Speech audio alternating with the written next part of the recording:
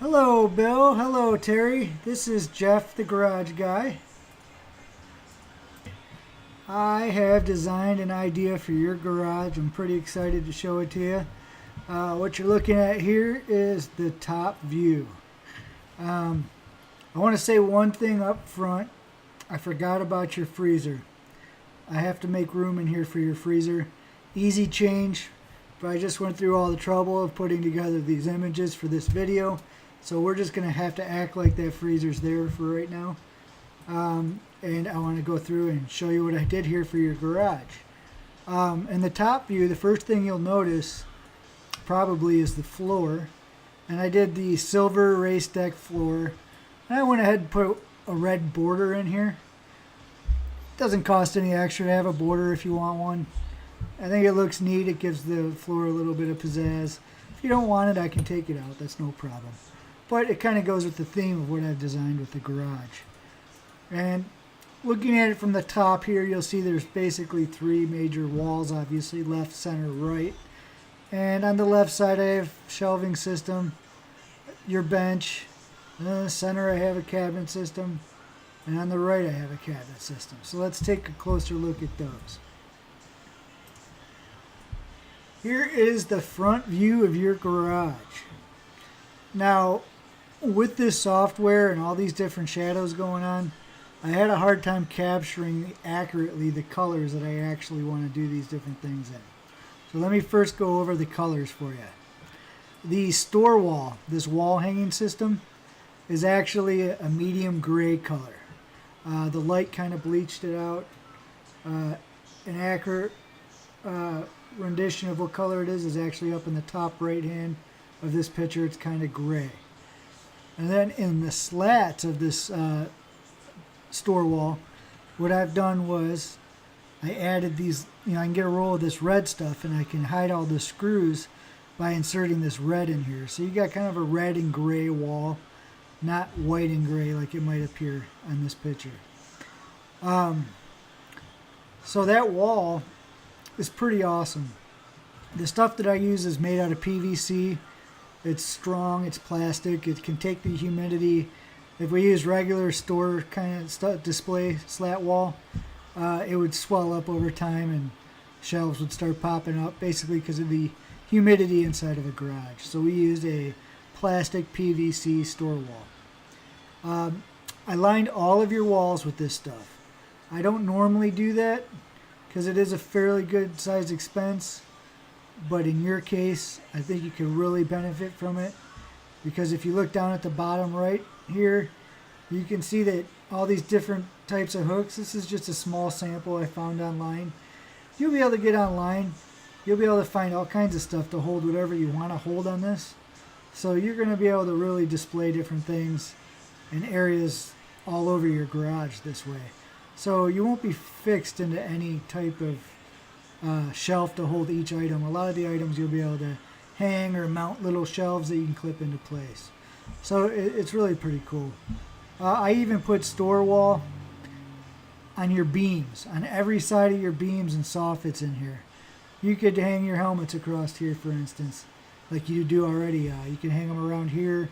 You can hang them on the back side. So you got, even if you're standing in the rear of the garage looking straight up, you have stuff you can display inside that, on those soffit walls inside there. All right, let's talk about the thing that's blaring out at us, the center wall. What I've done with your cabinets is I've put black backs on the cabinets. Everything else on the cabinets except for the red front stripes here are white. The idea being that dust settles onto flat surfaces, so the dust will land on white shelves and the back will be a nice backdrop for all the different items that you're displaying. Excuse me. And then what I did here, you have a cabinet system that appears to be symmetrical and it's centered in the garage. But if you really pay attention to how your garage walls are, there's a dip here. So here's the real deal on this. In the center, you have a 24-inch deep cabinet.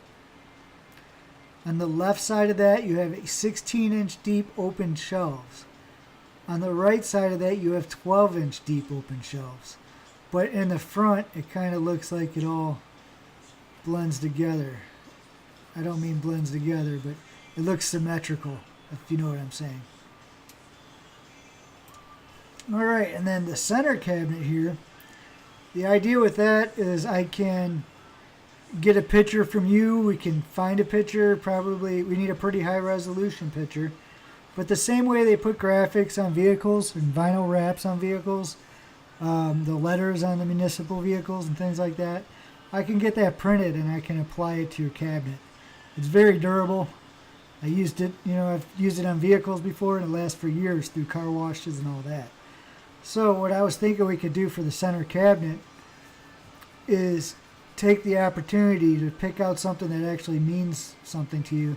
This is just kind of a randomly picked picture off the internet. I turned it black and white and I stuck it on there. So I think that's a great way to use the center cabinet to really keep the theme going in the garage. And it's pretty durable as well, so it should work out pretty well. Okay, let's take another look at some other angles here. Here's your left wall. You can kind of see how I have the black backs in here, so behind whatever you're displaying disappears. And another common theme throughout the garage is that there's always space between the top of the cabinets and the ceiling for you to mount different things or set different larger items up there. So in every cabinet I've done, I left space, with the exception of where this beam is and where the soffit is on the other side. So there should be plenty of room to store a lot of different items in here. And then if you choose to, you can also hang items all around here. I know some of your garage has to be used for kids' toys and things like that. So I went ahead and left those areas open on the bottom side, left and right, so you can go ahead and use, store the grandkids' stuff in there. Now let's take a look at your workbench. I'm sorry, but I have to throw your workbench in the garbage. I really got to thinking about how I was going to make this work, and it really requires me to have something I build from the bottom up. So basically what I've done here is the white cabinets, which is the same as the outside of all the other cabinets despite what it looks like in the drawing. White cabinets, these metal extruded handles, which I want to leave probably silver or aluminum here on this back wall cabinet. I want to take those and I want to paint those red. These aluminum handles take paint extremely well.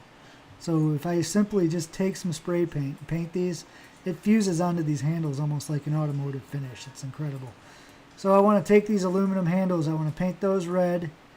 I want to use diamond plate in the corner, the dividing wall in the other corner. And then you simply open these two doors up and you can get to half of your chairs in here. The other half of your chair is in here. For your tables, I came up with a neat thing you can do with your tables. You can take those to the curb and let the garbage truck haul those away and get some new tables. I use some really cool tables. When I work, I take these two tables with me. They're the same size as the tables you have. The difference is they fold in half and they will fit inside these cabinets. So now you got your chairs and tables underneath these cabinets. Speaking of the diamond plate, I also carried diamond plate underneath these cabinets as well, which I'm sure you noticed. The right wall, it's fairly straightforward, with the exception of me removing this last cabinet and putting your freezer here. This is pretty much what you got. You'll be able to, put whatever you want in here. Every one of these shelves and every one of the cabinets is completely adjustable top to bottom. So I have the shelves in here in a uniform way now, but it will not be that way in reality. You can size these shelves to fit the size of the different artifacts you're trying to show off. Underneath, once again, just more room to place stuff on the ground for now while you got the grandkids, and or plenty of space to hang stuff for either for your garage, hoses and things like that, or for display, completely up to you. I want to take another look at the back wall real quick. I could have put another cabinet here because of the distance this door is from the corner. But I chose not to. I chose to let you use this the way you want to later. Mainly because I couldn't be symmetrical about it, because I can't really put anything here. You need this space here to walk into the door. So this is my concept. I hope you like it. Of course, I'm happy to make any changes, take any criticisms, whatever you want me to do. It's just kind of an idea that popped into my head here. I do want to say, I want to say that if I was to use my instincts without doing any of the real math, I want to say this is somewhere around a $15,000 project. So I want you to be able to take that into account. It may be give or take $1,000 either way, or it's hard for me to say exactly, but usually my instincts are pretty close. When I add all this stuff up, it takes me a couple hours. So I'm not going to try to price this out until we make changes or I get your approval. But I look forward to your feedback. You can just email back, jeff@thegarageguy.com. Better yet, you can just call me if you want to bounce ideas back and forth. 513-374-9344. Also attached to the same email will be a printable version of this if you want to print it out. All right, guys, I look forward to hearing back. Thanks.